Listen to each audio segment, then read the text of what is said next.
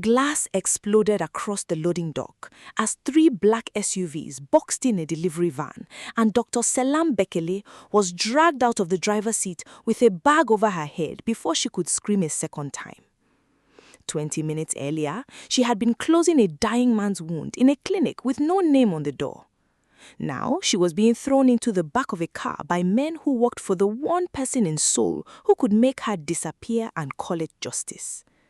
Her wrists were zip-tied, her heart was a fist against her ribs, and the man waiting in the front seat, watching her in the mirror without a flicker of guilt, was about to become the most dangerous mistake of her life. Before we go further, if stories like this keep you glued to the screen, hit subscribe now and tap that like button, because this one only gets heavier from here. Drop a comment telling me where you're watching from. I read every single one.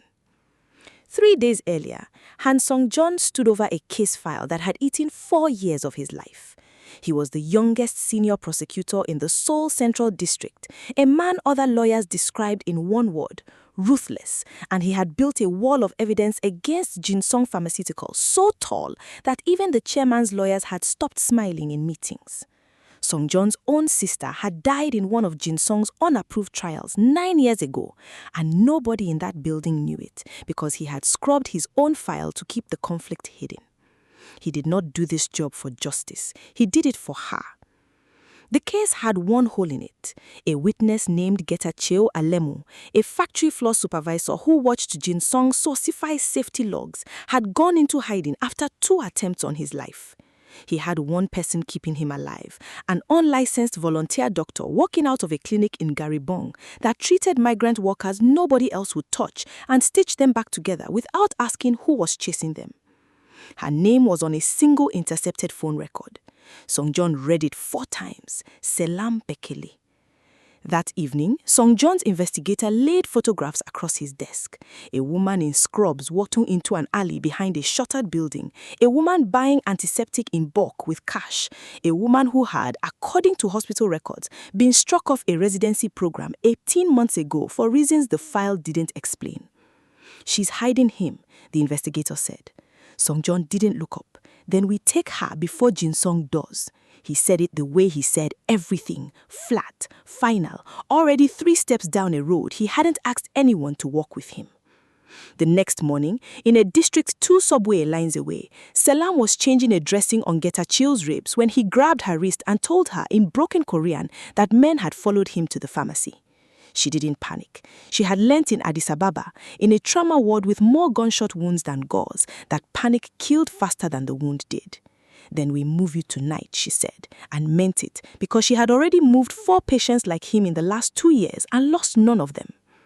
What she didn't know was that the men following Getacheo answered to Jinsung, and the men now watching her clinic answered to the state. That night, Sung-jeon obtained an emergency material witness order with a judge he had known for 11 years, a document that let him detain a witness for 7 days without formal arrest, off the public docket, if he could argue her life was in danger otherwise. He wasn't wrong about the danger. He was simply choosing, without asking her, to be the one who controlled it. His deputy warned him it was reckless, that a foreign national with no immigration paperwork on file would be a nightmare if this leaked. Sung-jeon signed the order anyway. I've buried a sister for this case. I'm not losing a witness too. The raid happened at 4 in the morning, timed to the minute Getacheo's stitches would hold long enough to move him without her. Selam heard the door before she saw it. She fought. She bit one man's hand hard enough to break the skin, and she was still fighting when the bag went over her head and the van doors slammed. 3 streets away, another team lifted Getacheo into an ambulance registered to a shell company headed for a hospital that existed only on paper. 2 operations, 1 target, executed without a shred of hesitation because Sung-jeon did not believe in asking people to trust him. He believed in making sure they had no other option. When the bag came off, Selam was sitting in a plain interrogation room with a steel table and 1 window painted over from the inside. Across from her sat a man in a grey suit with a face carved out of patience and nothing else. And when he finally spoke, his voice was so level it frightened her more than the men who'd grabbed her. Dr. Bekele, you are being held under a material witness order for 7 days. You will not be arrested, you will not be charged. You will also not be leaving this building, and you will not be making any phone calls until I am satisfied Jinsong Pharmaceuticals cannot find you first. Selam stared at him. You had men drag me off a loading dock with a bag over my head to tell me you are protecting me? His jaw didn't move. Yes.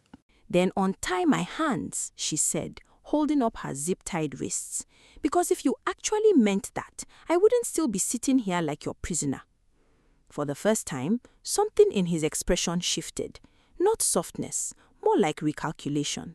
The look of a man realizing the file photographs hadn't captured anything close to the woman in front of him. He nodded to the officer at the door, who cut the ties. Salam rubbed her wrists and looked him dead in the eye. Where is Detachu? Songjun answered without blinking. Somewhere you cannot reach him, and somewhere Jinsong cannot either. That is the only part of this you need to trust me on tonight. She laughed once without humor. Trust you? You kidnapped me. I detained you, he corrected, and she stood up so fast the chair scraped the floor. Say that to the judge who signs your warrants, prosecutor. Out here in this room, with my hands finally free, you kidnapped me. Songjun did not raise his voice, which somehow made it worse. You can hate me for 7 days. I can live with that. What I cannot live with is opening a newspaper on day 8 and reading that Jinsong found you first.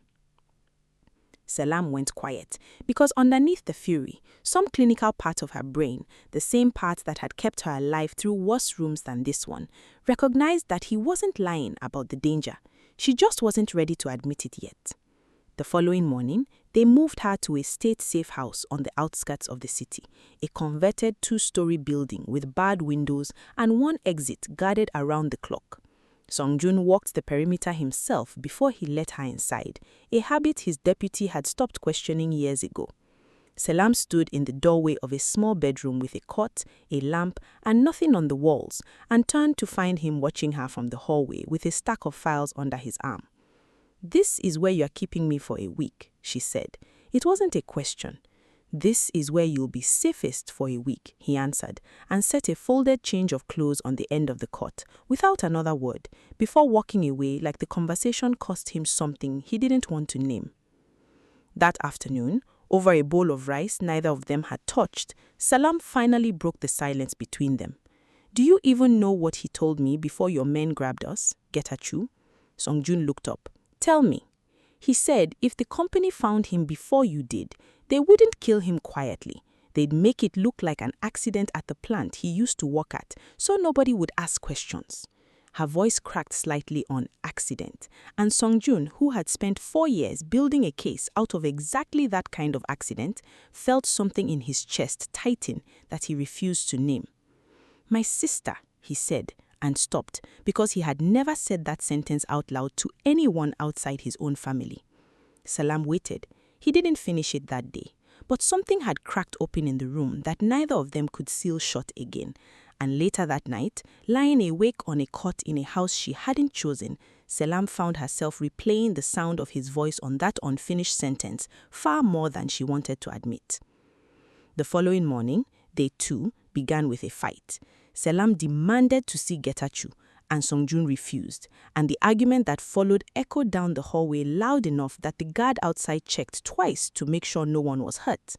You don't get to make every decision for both of us, Selam snapped, standing so close to him that he had to look down to meet her eyes. I am a doctor. If something happens to his ribs, if that wound opens again, you will not know because you have buried both of us in separate boxes and called it protection. Songjun's jaw tightened. The moment I let you two be in the same location, I create one target instead of two, and I lose the only advantage I have. The only advantage you have is that I haven't walked out that door and told every reporter in this city what you did to me. He stepped closer, and for a second, neither of them moved. You could, he said quietly, and then Jinsong would have your face on every camera in Seoul by morning, and Getachew would be dead by the weekend. So go ahead, doctor, walk out. She didn't. They both knew she wouldn't, and the knowing hung in the room like something neither of them was ready to touch. She turned away first, arms crossed, breathing hard. "I hate that you are right," she muttered. Behind him, Sung-jun exhaled slowly, the closest thing to relief his face had shown in days. That evening, his deputy, a sharp and ambitious young prosecutor named Baek Ji-ho, arrived at the safe house with an update that made Sung-jun's blood go cold. Jin Sung's legal team had filed an emergency motion questioning the material witness order. And worse, someone inside the prosecutor's office had leaked Selam's name to a mid-tier tabloid known for running smear pieces on undocumented workers. "They are calling her a licensed foreign doctor harboring a fugitive," Ji-ho said, sliding a printed article across the table. "If this runs before the hearing, the judge could pull your order and hand her straight to immigration enforcement, which means Jin Sung's people get a legal reason to pick her up the second she's processed." Sung-jun read the headline twice. "Ethiopian doctor linked to corporate fraud case ran illegal clinic, sources say." His hands, usually perfectly still, curled into fists on the table. "Find out who leaked this," he said, voice low enough that Ji-ho actually took a step back. "Tonight." When Ji-ho left, Sung-jun stood in the hallway outside Selam's room for a long moment before he knocked, because he knew that once he told her, the fragile ceasefire between them would be over. She read the article on his phone without saying a word, her face unreadable in a way that unsettled him more than tears would have. "They don't know anything about me," she finally said. "They don't know I finished top of my program in Addis Ababa. They don't know why I lost my residency here. They just needed a headline, and I was convenient." Sung-jun sat down across from her, closer than strictly necessary. "Tell me why you lost it," he said. "Not for the case, for me." Selam looked at him for a long moment, deciding something. "Because I treated an undocumented construction worker who bled out in my ER waiting room while the attending physician argued about paperwork instead of surgery. I didn't wait for permission. I lost my license for insubordination. He lived. I'd do it again tomorrow." For the first time since the loading dock, Sung-jun looked at her like he was seeing an entire person instead of a witness file. He said, "That's not insubordination. That's the only kind of doctor worth trusting." Selam's eyes flicked up to his, startled by the sincerity in it, and for a moment the walls between prosecutor and prisoner, between captor and captive, thinned to almost nothing. "Quick question before we keep going. If you were locked in a house with the man who kidnapped you to save your life, would you ever let your guard down, or would you fight him every day? Type your answer in the comments. I want to know exactly where you stand." By day 3, the pressure outside had teeth. Jin Sung's lawyers won a partial victory in the court, forcing Sung-jun to produce Selam for questioning within 48 hours, or risk the entire material witness order being thrown out. That same afternoon, a black car began circling the block near the safe house twice an hour, too regular to be a coincidence. Sung-jun doubled the guard rotation without telling Selam why, but she noticed the extra man at the gate before dinner and confronted him in the kitchen. "Someone found this address," she said. It wasn't a question. He didn't insult her with lying. "Yes. And you weren't going to tell me." "I was handling it." "Handling it," she repeated, voice rising. "You keep saying that like it means something. Handle this, handle that. I am not a case file you can manage, Sung-jun." It was the first time she had used his name without the title in front of it, and it landed harder than either of them expected. He looked at her for a long moment. "Say that again," he said quietly. "What?" "My name without prosecutor in front of it." Selam's throat tightened, caught off guard by the raw want in his voice, so unlike the cold, controlled man from the interrogation room.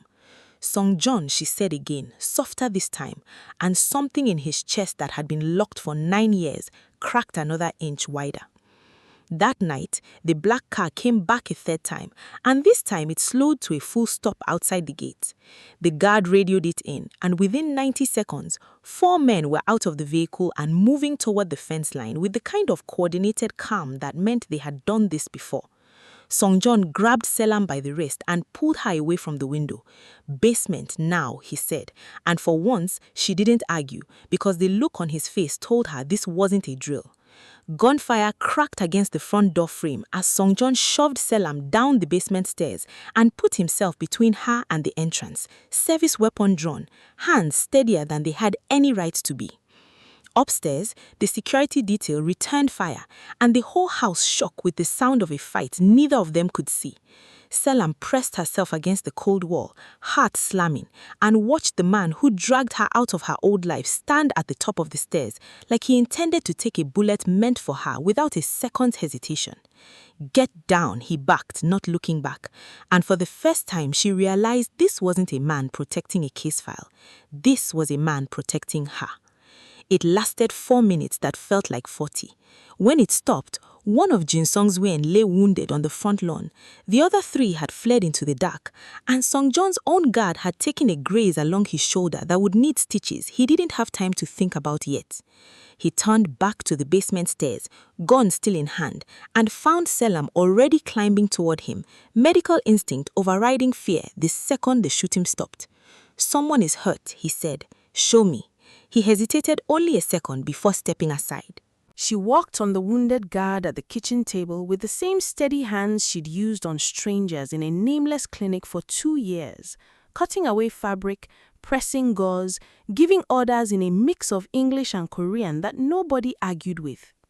Song-John stood in the doorway and watched her save a man who worked for the government that had locked her in this house, and something about the sight of it undid him more than the gunfire had. "You didn't have to do that," he said quietly, once the bleeding had slowed. Selam didn't look up. "I'm a doctor. I don't get to choose who deserves saving." He studied her for a long moment. "Even me?" She finally met his eyes. "Especially you. You're the one who keeps standing between me and the door." The next morning, day 4, Jiho arrived with 2 pieces of news, and Song-Jun could tell from his face that neither was good. The first was that the leak inside the office had been traced to a junior prosecutor named Oh Min-sok, a man Song-Jun had mentored for 3 years, who had been quietly taking payments from a shell account linked to Jin Song's outside counsel. The second was worse. Getacheo's location, the one detail Song-Jun had refused to write down anywhere, had somehow reached the same people who'd hit the safe house the night before. "There's only one way they got that," Song-Jun said carefully. "Someone in this operation talked." Song-Jun's expression didn't change, but the room seemed to drop 10 degrees. "Min-sok?" he said. It wasn't a question. Ji-hoon nodded. Song-Jun set down the folder in his hand with the exact controlled precision of a man holding himself together by will alone. "Get him in a room. Now." The confrontation happened within the hour. In a back office at the district building, door closed, Jiho standing guard outside. Min-sok tried denial first, then tears, then finally, when Song-Jun laid the financial records on the table without a word, the truth came out in a shaking rush. They said no one would get hurt. They said it was just information, just a location. They said the witness would be relocated safely regardless of who had the address. Song-Jun leaned across the table, voice a blade wrapped in silk. "A woman I am responsible for was shot at last night because of the location you sold. Say that part again. Say nobody would get hurt." Min-sok said nothing. Song-Jun straightened, and the silence that followed was worse than any shouting could have been. "You're done," he said finally. "Not just here, everywhere. I will make sure of it personally." He walked out without waiting for a response, and it wasn't until he was alone in the stairwell that his hands finally started shaking, the full weight of how close he'd come to losing her, catching up to him 3 hours late. That evening, back at a new undisclosed location, Selam found him standing at the window with a glass of water he hadn't touched, staring at nothing. "You look like a man who just found out the ground under him wasn't as solid as he thought," she said, settling into the chair across from him. Song-Jun didn't turn around right away. "A man I trained sold your location for money," he said. I built my entire career on believing the system could be trusted if you just worked hard enough inside it. And it turned out I nearly got you killed because of a man I vouched for myself." Selam stood and crossed the room, stopping close enough that he finally turned to face her. "You didn't get me killed," she said. "You stood at the top of those stairs and dared a bullet to come through you first. That's not the system failing me, Songjun. That's you." His composure, the wall he had spent 9 years building brick by brick since his sister died, finally gave way, and for the first time she'd met him, his voice cracked. "I don't know how to do this," he admitted. "I don't know how to want to protect someone this much and still do my job right." Selam reached up and rested her palm against his jaw, an act so gentle after 4 days of chaos that his eyes actually closed against it. "Then stop trying to do both perfectly. Just do them honestly." Before the hardest part of this story hits, take a second to like this video and subscribe if you haven't already, because what happens next is the reason this story stayed in my head for weeks. If you are rooting for these two, comment Team Songjun below, and if you think she should have run the second those doors opened, comment Team Selam. Let's see which side wins the comment section by the end. Day 5 began with a summons neither of them wanted. The judge overseeing the material witness order had scheduled an emergency hearing to determine whether Selam would be released into open custody, effectively handing her over to immigration processing, where Jin Song's lawyers were already positioned to intervene the moment her name entered the system. Songjun spent the morning preparing arguments he knew were thin because the order had never been designed to survive a direct legal challenge this aggressive, and both of them understood that if he lost, she would be gone within hours. "I need you to understand what today could mean," he told her in the car, hands tight on the wheel. "If the judge rules against me, I lose all authority to hold you. You'll be processed as an undocumented foreign national with no active visa status, and Jin Song's people have a legal team ready to file for her release into their custody within the hour, dressed up as a corporate liability settlement." Selam stared out the window. "So, the same company that's been trying to kill me for a week could legally walk me out of a courthouse?" "Yes." "And you can't stop that once it starts?" His silence was answer enough. Inside the courtroom, Jin Song's lead counsel, a sharp, unbothered woman named Yoon Hae-ri, painted Selam as a public health risk, an unlicensed practitioner operating outside every regulation designed to protect patients, a flight risk with no fixed status, and, she implied without quite saying it, a foreign national whose presence in a sensitive prosecution was itself a liability the court should not tolerate.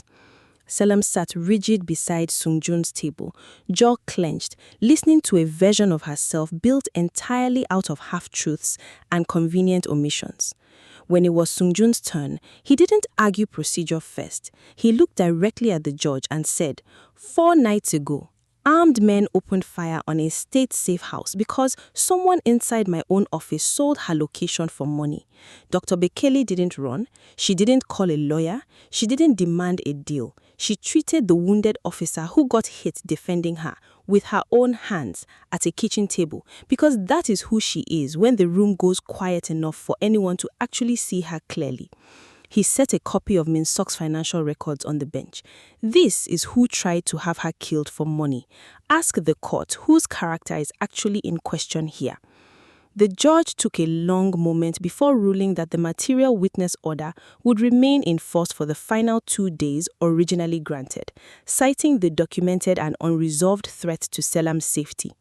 It wasn't a full victory, it was survival, and both of them knew the reprieve was temporary.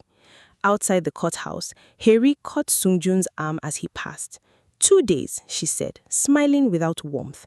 Enjoy them. My client has resources you can't outlast forever. Songjun didn't slow down. Then, it's a good thing I only need 2 days to finish burying your client's entire operation. That night, back at the safe house, Selam sat on the porch step long after everyone else had gone quiet inside, staring at nothing, and Songjun found her there an hour later with 2 cups of tea neither of them had asked for. You didn't have to say all that in there, she said, not looking at him. About me, about the kitchen table. Every word of it was true. That's not what I mean. She finally turned to face him.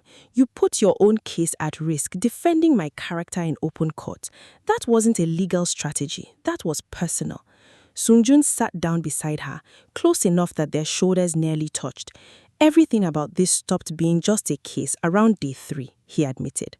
I've been trying to pretend otherwise because the version of me that doesn't get attached is the version that's good at this job, but I don't think I can keep pretending that around you. Selam set down her tea, hands trembling slightly, not from cold. I've spent 2 years running from every kind of attachment. Patients I couldn't save, a country I had to leave, a career I lost defending someone the system decided didn't matter. I don't know how to let someone stand between me and a door without waiting for the moment they walk through it and don't come back. Sungjun reached over and gently took her hand, the first deliberate touch either of them had allowed since the interrogation room. Then, let me be the first one who doesn't, he said quietly. Give me that, just that. The following night, day 6, with the final hearing looming and Jin Sung's legal team preparing their last assault, something between them finally broke free of every wall holding it back. It started with an argument about the plan for the next day, about who would testify first, about how much risk Sungjun was willing to let her carry, and it ended with neither of them remembering what the argument had even been about. He reached for her first, or maybe she reached for him. Neither of them could have said afterward. Only that 9 years of controlled distance and 2 years of exhausted self-protection finally gave way to something neither of them had words for. The porch night went out sometime after midnight, and what happened in the quiet that followed was not spoken of afterward, only felt, in the way her hand found his in her sleep and stayed there until morning, in the way he watched her breathe, like he was memorizing something he was terrified to lose. Morning came too fast. Selam walked to an empty half of the bed, and the sound of Sungjun's voice, low and urgent, on the phone in the next room. She caught only fragments through the door. Getache, moved again, compromised, and her stomach dropped before she'd even fully opened her eyes. She dressed and walked in without knocking. What happened? Sungjun turned, and the look on his face told her everything before he said a word. The secondary safe house holding Getache was compromised an hour ago. He's alive, but they took him. Selim felt the floor tilt beneath her. Jin Sung has him. Jin Sung has him, and the final hearing is in 6 hours, which means without his testimony, this entire case collapses, and every single risk you've taken this week will have been for nothing. For a moment, neither of them spoke, the full weight of 7 days pressing down at once.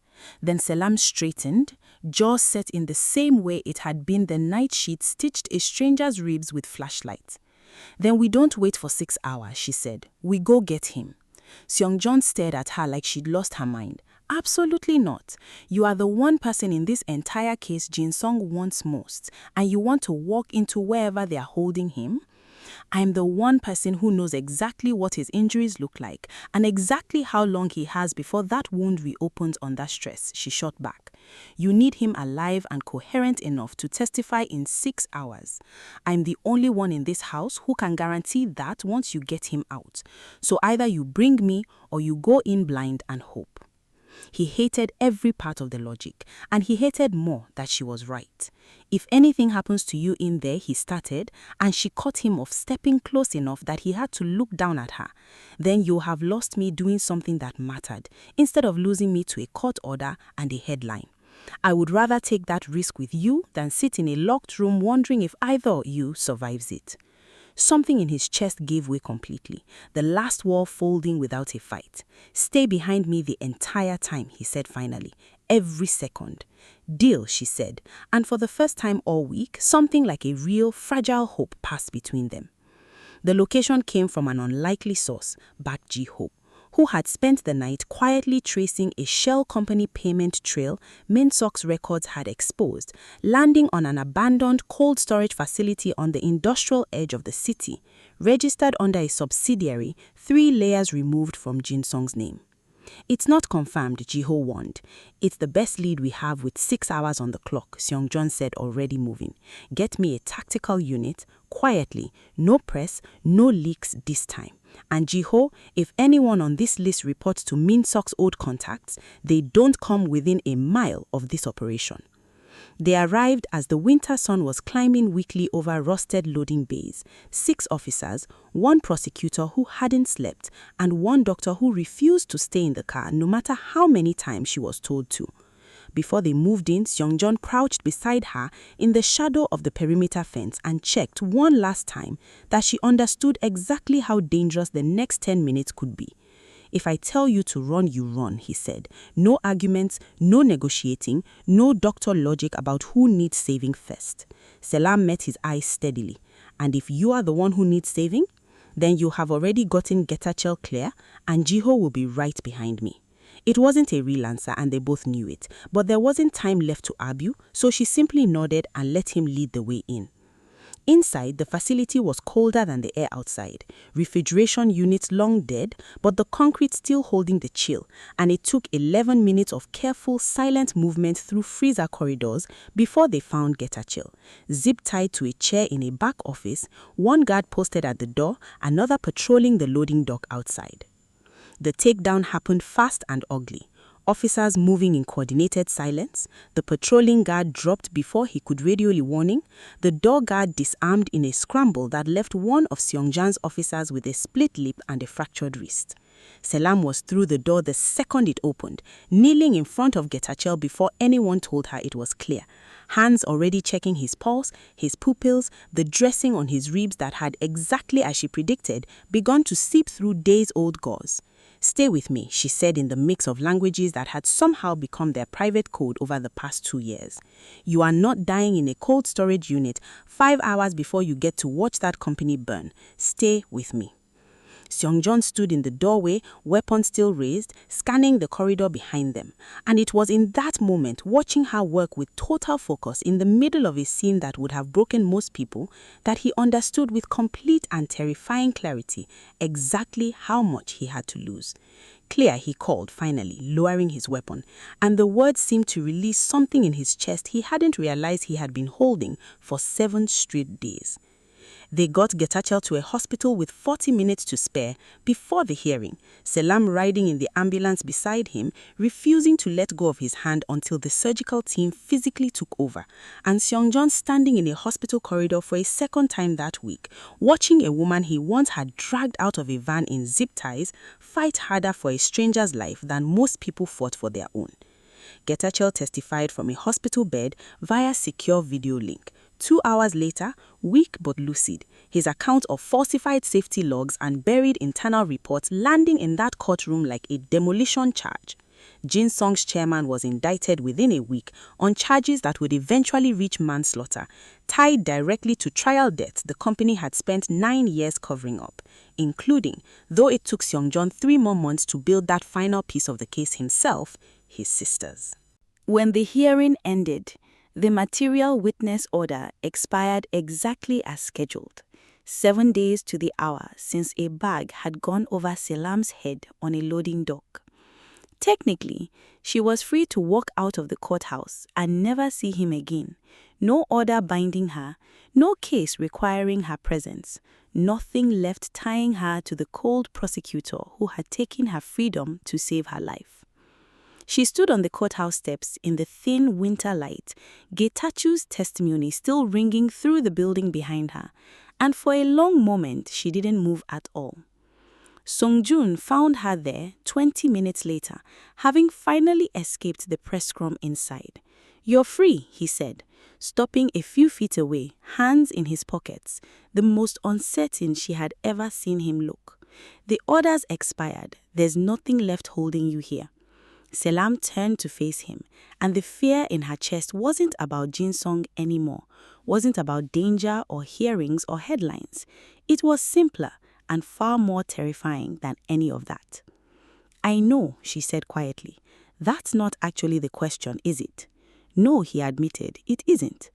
She had spent 2 years running from every kind of attachment that could be taken from her. had told herself on a porch step 2 nights ago that she didn't know how to let someone stand between her and a door without waiting for them to walk through it and not come back. And here he was, standing in front of her with the door wide open, offering her the one thing she hadn't planned for. A choice, not an order, not a case file. A choice freely hers for the first time in 7 days. "I don't have anywhere I have to be," she said finally, voice steadier than she expected. "Not a clinic with no name, not a country I can't safely return to yet. Not anywhere. I have exactly nowhere I'm supposed to go next." Songjun took a step closer, closing the distance that had defined every single day since the loading dock. "Then stay," he said, "not because I'm asking as a prosecutor, and not because anyone is protecting anyone, just because I want you here. That's the whole reason. I don't have a legal argument for it. I just want you to stay." Selam felt something in her chest that had been braced for 7 straight days, finally, fully release. "That's the first honest thing you've said to me since the loading dock," she said, a small, real smile breaking through for the first time since this had all begun. "Say it again." "Stay," he said, closer now, close enough that his voice dropped to something only she could hear. "Please." "Yes," she whispered, and when he finally kissed her on those courthouse steps, in front of cameras neither of them cared about anymore. It wasn't the cold, controlled prosecutor the tabloids had built a headline around. It was just a man who had spent 9 years refusing to want anything, finally choosing to want one thing completely, in daylight, where everyone could see. 3 months later, Jinsong Pharmaceuticals chairman stood trial for manslaughter, fraud, and conspiracy, convicted on every count that mattered, the company's stock collapsing within the week as regulators moved in behind the verdict. Getachew Alemu, fully recovered, took a government relocation package and a new start he'd been fighting for since the first night he grabbed Selam's wrist and told her men were following him. Min Sok was disbarred and indicted for accepting bribes that nearly cost 2 people their lives, a consequence Songjun made certain was thorough, documented, and impossible to appeal away. Selam never went back to the nameless clinic in Garibong, not because she stopped caring about the people it served, but because 6 weeks after the trial ended, with Songjun's quiet, relentless support and a character reference from a hospital administrator whose life he had personally saved, her medical license was formally reinstated, her name cleared of every charge that followed her since the night she refused to watch a man bleed out over paperwork. She took a position in a public hospital that finally matched the doctor she had always been, the one nobody had bothered to see clearly until a cold prosecutor dragged her out of a van and, without meaning to, gave her the one thing she needed most, someone who refused to look away. They moved in together that spring, into a small apartment with too many books and not nearly enough furniture. And on quiet nights, Songjun would find her asleep on the couch with a medical journal open on her chest, and he would sit beside her for a long moment just watching, still faintly amazed that the woman who once called him her kidnapper to his face was now the person he built every single day around. He kept, tucked in his desk drawer at the office, the original material witness order, 7 days that had changed the entire shape of his life, a document he once signed out of duty and now kept out of something closer to gratitude. If this story hit you the way it hit me writing it, let me know in the comments which moment wrecked you the most, the basement stairs, the courthouse steps, or that final stay. Hit like, hit subscribe, and turn on notifications because there is another story just like this one dropping soon. And trust me, you will not want to miss where it goes. Thank you for staying until the very end. See you in the next one.